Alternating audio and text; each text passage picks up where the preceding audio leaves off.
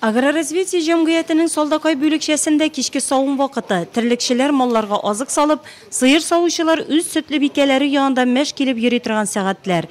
Бүгенге көнгә әлеге бүлекчәдә 800 баш мөгезле эретерлек асрала. Үткән ел белән чагыштырганда 50 башка артыграк ди бүлекчәнең ферма мөдире.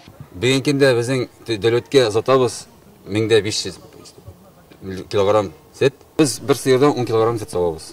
Район һәм шәһәр башлыгы Равил Кузеров терлекчеләр белән аралашкан вакытта малларны ашату рационы, терлекләрне асрау технологияләре белән кызыксынды.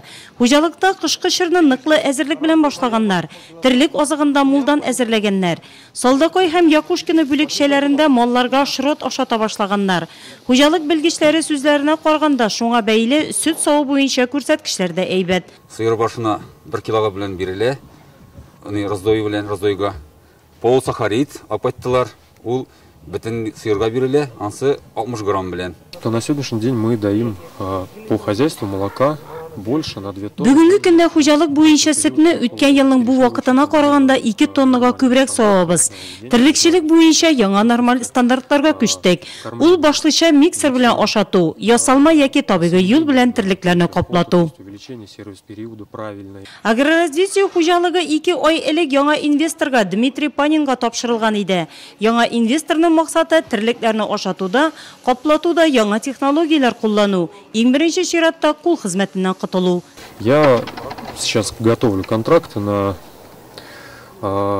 Мин хәзер 2 сөт үткәргеч сатып алу буенча контракт төзү белән шөгыльләнәм. Ул Якушкина һәм Солдакай бүлекчәләрендә булачак.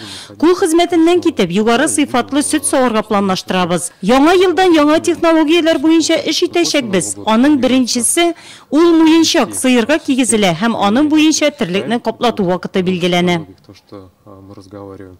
Значит, это ошейник вешается на корову. Район һәм шәһәр башлыгы Равил Кузеров агроразвитие җәмгыятенең Каравыл тауы һәм Егоркина бүлекчәләрендә мөгезле эретерлек асрала торган биналарны һәм бозаулату бүлекләрен карады. Хуҗалыкның һәр бүлекчәсендә дә район башлыгы мөгезле эретерлекләрнең баш саны арттыру, зооветеринария таләпләренең үтәлеше, бозауларны саклап калу, терлекчелектән нәсел эшен яхшырту, хезмәткә түләү кебек мәсьәләләр белән кызыксынды. С новой организацией.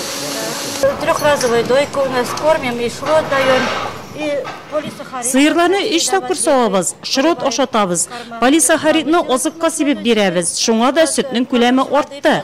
Шрот ашагач терлекнең эчәсе килә. Шул рәвешле сөт тә күбәя. Из-за этого и побольше молока. Районда терлекләрне кышлату чоры бара. Быел бер баш шартлы терлеккә күчереп исәпләгәндә 26 центнер күләмендә терлек азыгы әзерләнгән. Быелгы ел терлекчелектә уңышлы булды ди район авыл хуҗалыгы һәм азык-төлек идарәсе җитәкчесе Ислам Сафиуллин. Азык запаслары барысының хуҗалыкларда җитәрлек. Баш саны килгәндә безнең бүген секиндә ел ахырына 4% артып процент нигезендә терлек башы белән чыгабыз. Үткән елга караганда без 430 баш арттык. Терлек башы. Общий сыер башы 230 баш арттык. Үткән елга